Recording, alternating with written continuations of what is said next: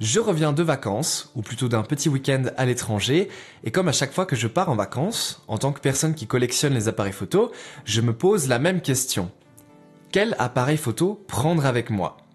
Est-ce que je veux mon appareil photo le plus récent et le plus performant, dans le but d'immortaliser de la plus grande qualité possible ce séjour que je risque de ne jamais revivre ? Ou alors est-ce que je préfère ne pas trop me prendre la tête, puisqu'après tout je suis en vacances, et préfère prendre avec moi un petit compact que je peux facilement oublier dans un sac. Peu importe, puisque l'appareil dont on va parler aujourd'hui n'est pas un appareil photo de voyage, c'est un appareil photo réflexe, plein format, qui date de 2012, j'ai nommé le Nikon D600. Vous savez que sur cette chaîne YouTube, je parle beaucoup de matos Canon, je possède beaucoup de matos Canon, je me filme avec une caméra Canon, j'ai plein d'objectifs Canon, mais j'ai quand même débuté la photo avec Nikon et j'apprécie beaucoup les boîtiers Nikon. Je sais que Nikon se prend beaucoup de haine sur internet aujourd'hui, je pense qu'il le mérite pas du tout, mais on s'en fiche.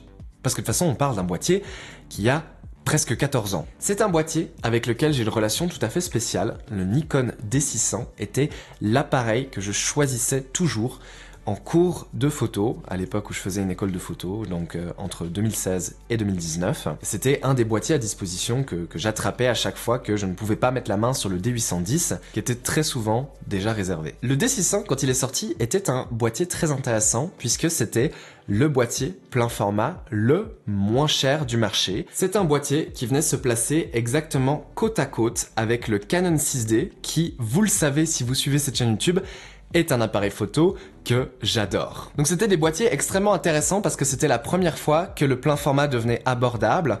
Et par abordable, on parle donc de boîtiers qui coûtaient un peu moins de 2000 € neufs. C'est quand même une certaine somme.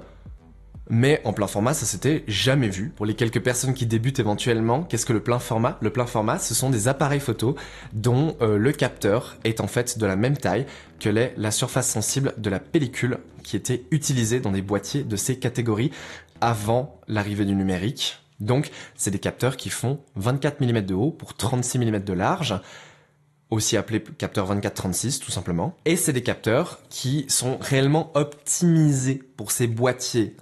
Moi, aujourd'hui, je recommande à tout le monde d'investir dans du plein format quand on cherche à investir dans du réflexe, parce que, alors ça dépend quel type de photographie vous faites bien entendu, mais ces boîtiers réflexes ici, comme vous voyez, sont conçus pour le plein format. Et si vous achetez des boîtiers APS-C, donc c'est le capteur taille en dessous, vous allez vous retrouver avec une monture d'objectifs identique, un système de visée identique, mais un capteur plus petit. Et c'est des boîtiers qui sont pas pour autant beaucoup plus petits et qui sont pas pour autant beaucoup moins chers. Sauf que malheureusement, quand vous montez des objectifs sur un boîtier APS-C, vous n'utilisez pas pleinement tout votre capteur.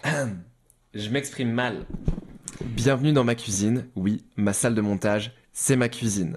Mais vous avez vu, j'ai des Philips Hue, donc il y a un peu de couleur. Je viens de faire un soin sur les cheveux, je suis sur le point d'aller me coucher, mais je ajoute une petite touche finale au montage, d'une petite erreur que j'essaye d'expliquer là. Et c'est quelque chose que j'ai expliqué beaucoup plus en détail dans ma vidéo qui parle du Canon 6D qui date d'il y a un peu plus d'1 an. Les systèmes réflexes, que ce soit chez Canon ou chez Nikon, sont entièrement conçus dans le but de vous faire acheter le plein format. Oui, ils ont des boîtiers moins chers APS-C avec des capteurs plus petits, ils ont aussi des boîtiers APS-C très performants qui peuvent être éventuellement intéressants selon le type de photographie que vous réalisez, mais ces systèmes souffrent d'un grand problème, c'est que les objectifs conçus pour l'APS-C sont soit beaucoup trop chers, soit simplement inexistants. Résultat, vous allez très certainement investir dans des optiques faites pour le plein format. Il n'y a aucun problème à utiliser une optique faite pour le plein format sur un boîtier APS-C, c'est juste dommage. C'est dommage car vous n'utilisez que la portion centrale de votre objectif et pas de votre capteur. Et donc vous ne profitez pas de votre grand angle et vous ne profitez pas de toutes les caractéristiques optiques qui peuvent être intéressantes avec ces objectifs. Et les optiques plein format sont aussi des optiques qui sont en général assez chères. C'est juste dommage de ne pas les utiliser correctement. Et c'est pour ça que j'ai tendance à plutôt recommander du plein format d'occasion que de l'APS-C neuf. Chez Canon et chez Nikon. Éventuellement chez Sony aussi. et peut-être chez Pentax, mais Pentax ils ont plus d'optiques faites pour la PSC. Voilà. Il y a un peu plus d'un an, j'ai fait une vidéo pour expliquer qu'il n'était jamais autant facile de débuter directement avec un appareil photo plein format. Moi, littéralement, quand j'ai commencé la photographie, ces boîtiers venaient de sortir. J'étais adolescent, j'avais absolument pas les moyens de mettre 2000 € dans un boîtier plein format, donc j'ai été contraint à commencer avec de l'APS-C. Si il existe aujourd'hui des systèmes ou un système APS-C particulièrement compétent qui n'a rien à envier au système plein format, à savoir le système Fujifilm X, ça reste que si vous voulez débuter sur du matériel d'occasion et plus spécifiquement du réflexe, je vous recommande de vous prendre un de ces deux boîtiers-là. Et la dernière fois, dans cette vidéo où j'ai justement expliqué qu'il était facile de débuter directement avec du plein format, j'ai parlé du 6D. Et aujourd'hui, on a le Nikon D600 qui était, comme je l'ai dit, le concurrent direct. C'est des appareils photo avec énormément de similitudes. Et là, on n'est pas là pour faire une comparaison, mais sachez que peu importe lequel vous prenez des deux, vous avez aucune excuse pour produire des images de qualité parce que c'est des boîtiers extrêmement compétents. C'est des boîtiers qui ont fait l'histoire, si on peut dire ça comme ça. C'est-à-dire que c'est des appareils photo qui ont pris des photos qui vont rester dans l'histoire. Et si vous n'arrivez pas à faire des bonnes photos avec ces appareils, c'est qu'il faut vous entraîner. C'est que c'est pas la faute de l'appareil. Voilà, c'est ça que je voulais dire. Et du coup, le D600, que j'ai payé personnellement 300 €, c'est plutôt un bon prix d'entrée pour commencer la photo. L'objectif que j'ai monté dessus est un 50 mm focale fixe extrêmement lumineuse à 1.4 que j'ai payé une centaine d'euros. On est ici sur un système à 400 €. C'est moins cher que sont les appareils photo d'entrée de gamme d'aujourd'hui. Alors que je pense que c'est bien plus intéressant. Parce que ça, c'était des appareils qui étaient quand même semi-pro à l'époque et qui ont toutes les fonctions qu'on peut vouloir d'un appareil photo semi-pro. C'est des appareils extrêmement solides, c'est des appareils extrêmement durables. Vous voyez, ils ont 14 ans, presque, et ils sont encore pleinement fonctionnels, comme s'ils étaient neufs. On est sur de la visée optique. Alors, la visée optique, si vous suivez cette chaîne YouTube, vous savez que j'adore, et personnellement, je ne peux pas m'en passer. La visée électronique, j'arrive pas. La visée optique, c'est très stylé, c'est très cool, c'est très agréable, pour moi en tout cas, mais ça demande beaucoup plus de travail mental, et ça va vous pousser à être quelqu'un qui va plus loin dans sa photo. Parce que le problème principal de la visée électronique sur les appareils hybrides actuels, c'est que vous voyez un peu déjà l'image finale dans votre viseur, et que du coup vous allez par définition moins utiliser votre cerveau pour créer l'image au lieu de juste la capturer. Et si on utilise moins son cerveau, si on réfléchit moins à ce qu'on fait, on produit des images de moins bonne qualité. Voilà. Et c'est pour ça que je chéris autant ces boîtiers. Parlons plus spécifiquement du D600. Déjà, il existe deux versions du D600, le D600 et le D610. Le D610 a très légèrement été revisité, c'est théoriquement un boîtier un tout petit peu supérieur, donc si vous avez les moyens d'acheter un D610, vous pouvez, mais sachez qu'on est basé sur le même capteur et le même processeur, donc concrètement, vous ferez exactement les mêmes photos. C'est des boîtiers qui ont des systèmes d'autofocus très compétents pour l'époque, mais datés aujourd'hui. Moi, ça me pose personnellement aucun problème, j'ai aucun problème à faire des photos nettes en toutes circonstances avec ces boîtiers, mais je sais que si vous faites du sport extrême ou de la photographie animalière, vous serez content d'avoir une visée hybride et un système d'autofocus hybride actuel d'un appareil haut de gamme actuel. Ça, c'est certain. Mais moi, j'ai aucun problème à viser avec un seul point, le point central. Ce boîtier est équipé de la fonction Live View, bien entendu, donc la visée par écran. Et c'est terrible. La visée par écran sur ces boîtiers, c'est vraiment pas ouf. Donc, si vous achetez ces appareils, c'est pour les utiliser à travers le viseur. Je sais que ça refroidit certaines personnes qui débutent. Je sais que beaucoup de photographes qui ont débuté la photo en 2017 et après sont des gens qui font énormément de photos à l'écran. Et c'est valide, vous avez le droit de faire ça. Bah, sachez que ces boîtiers sont un peu lents. Quand je dis ces boîtiers, genre tout ce genre de réflexes, que ce soit chez Nikon, chez Canon, chez Pentax, c'est des boîtiers qui sont lents en visée par écran. Ça, c'est quand même utilisable, ça peut dépanner, on est content que la fonction existe. Personnellement, je ne l'utilise pas.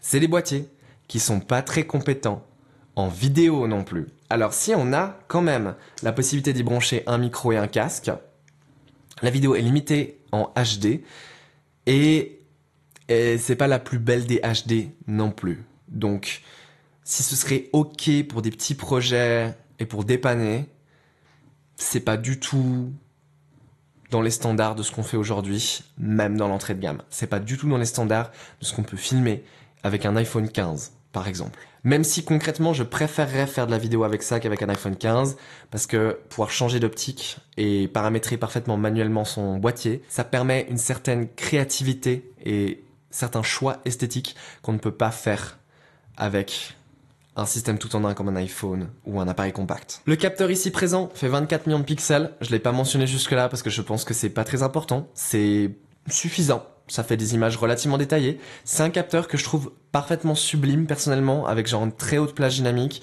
qui est pas tant que ça bruité en basse lumière. J'ai vraiment pu faire de la photo avec de la lumière assez limitée, sans difficulté, surtout avec une optique lumineuse. Hein. Je triche peut-être un petit peu. C'est des boîtiers qui n'ont aucune stabilisation intégrée, il faut des optiques spéciales qui sont stabilisées et absolument pas toutes ne le sont.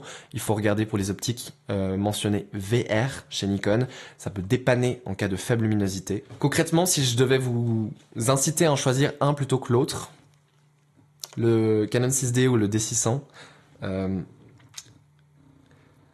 choisissez en fonction de la marque qui vous parle le plus et la marque qui a une lignée d'optique qui vous parle le plus. Voilà. Et si vous avez déjà des objectifs chez une des deux marques, ne changez pas de marque. C'est pas nécessaire. Ce qui est cool avec ces Nikon, c'est qu'on peut leur monter des vieux optiques de l'ère de l'argentique. Le défaut, c'est que les aides à la mise au point sont un peu limitées. Elles existent, hein. On arrive à faire avec. C'est basiquement des petites flèches qui vous disent dans quel sens tourner. Vous pouvez voir ma vidéo sur le Nikon DF à ce niveau-là, puisque c'est un boîtier très similaire au Nikon DF en fait, pour le tiers du prix. Et avec un capteur qui est un peu plus défini et peut-être un peu plus compétent dans certains domaines. Et un mode vidéo. Et un flash. Ça, j'en ai pas parlé, mais pour moi, c'est trop cool que ce boîtier ait un flash. Ça m'a beaucoup inspiré. On est dans une ère...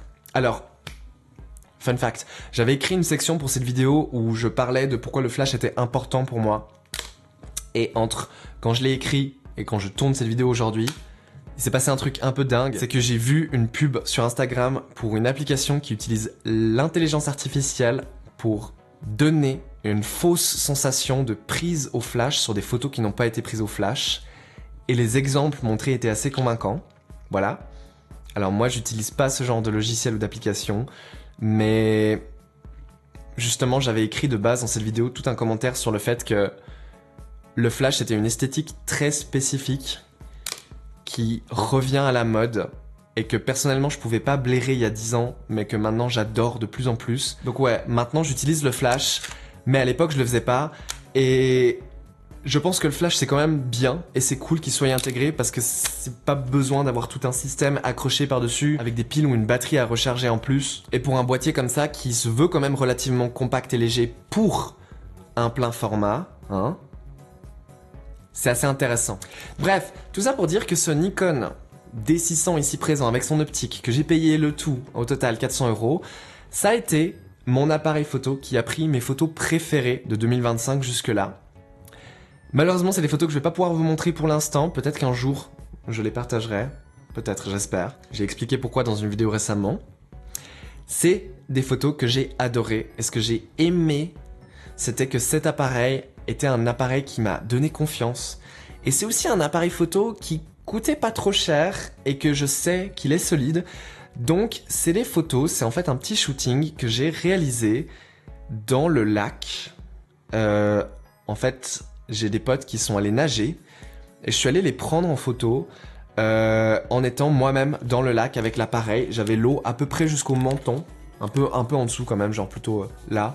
J'avais l'eau jusque là et basiquement je me baladais dans le lac là où j'avais pied et je tenais l'appareil photo au-dessus de ma tête et j'ai fait quelques photos comme ça. Donc j'ai pris le risque d'aller à un endroit quand même avec au moins 1,50 m de profondeur dans le lac avec un appareil photo sur moi, plusieurs mètres du bord, hein. Et j'ai eu confiance parce que je savais que c'est un appareil qui est quand même assez résistant, que quelques petites gouttes n'allaient pas lui faire grand chose. Je savais que si vraiment j'endommageais, c'était pas l'appareil photo le plus cher que j'avais sur moi, parce que ouais, j'ai des appareils qui valent cher et résultat j'ose pas les prendre partout. Parce que si je les abîme, j'ai pas de quoi, enfin j'ai pas les moyens de les re-remplacer. Alors là, je vous avoue que j'ai pas 300 francs à... Si j'endommage cet appareil, je vais pas en racheter un, tout simplement. Voilà, je retournerai sur le 6D. Est-ce que cet appareil remplace mon 6D? Non. Mais le 6D n'a pas le flash. On revient au flash. Je pense que certains d'entre vous auraient envie de voir un petit tour de l'appareil, donc on va faire en sorte un petit tour du Nikon D600. Donc voici la bête, qui est un boîtier que je trouve assez sympa. Voilà, enfin c'est un appareil photo quoi, et c'est un réflexe quoi. On a un petit écran rétro-éclairé, possibilité de passer en live view, en mode vidéo. Avec ces boutons, vous pouvez déplacer le point de focus. Ah oui, le L là, ça c'est pour verrouiller, donc hop. Et maintenant, on peut déplacer le point de focus comme ça. Ici, on peut regarder les photos qu'on a prises. Voilà, ça c'est pendant le tournage juste avant. On a les différents modes de shoot ici. Moi j'aime bien le Q, c'est le mode silencieux en fait, qui est pas beaucoup plus silencieux, mais écoutez... Voilà, si je le mets en mode standard, donc le mode S. Voilà, ça c'est le son qu'il fait. Le petit flash, voilà, que j'aime bien. La possibilité de basculer entre autofocus et focus manuel. Double lecteur de carte SD. Attention, ça c'est assez sympa. Je sais qu'il y a certaines personnes qui aiment beaucoup cette fonctionnalité. Oh, et puis je sais qu'on va me le demander, donc voici la différence de gabarit entre le 6D et le D600, les deux avec leur 50 mm 1.4. Je vais pouvoir, cette fois-ci, vous montrer des petites images d'exemple, chose que je fais de plus en plus rarement, mais j'ai quand même des petites photos de mon voyage. Et c'est vraiment un appareil que j'aime, que je recommande. Beaucoup. Surtout aux personnes qui débutent, mais aussi aux personnes un peu avancées. Ouais, sur cette chaîne YouTube, on avait parlé du D700 aussi, une fois, que j'ai revendu. Et moi, je préfère le D600 au D700, voilà c'est dit, parce que c'est un boîtier qui est plus compact et qui est plus défini. Qui sont les deux gros problèmes que j'avais avec le D700.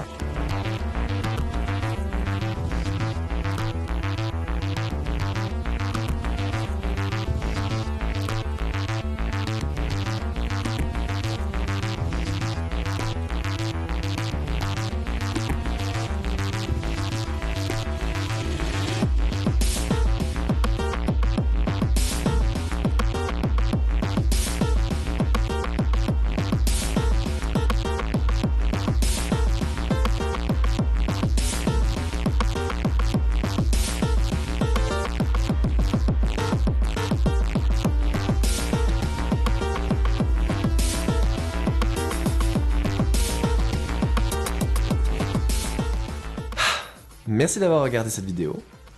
On se retrouve tout bientôt pour parler d'autres boîtiers. J'ai un boîtier intéressant que j'ai déjà montré sur cette chaîne YouTube, mais dont je vais parler, d'une marque qui commence par un grand H. Allez, à bientôt!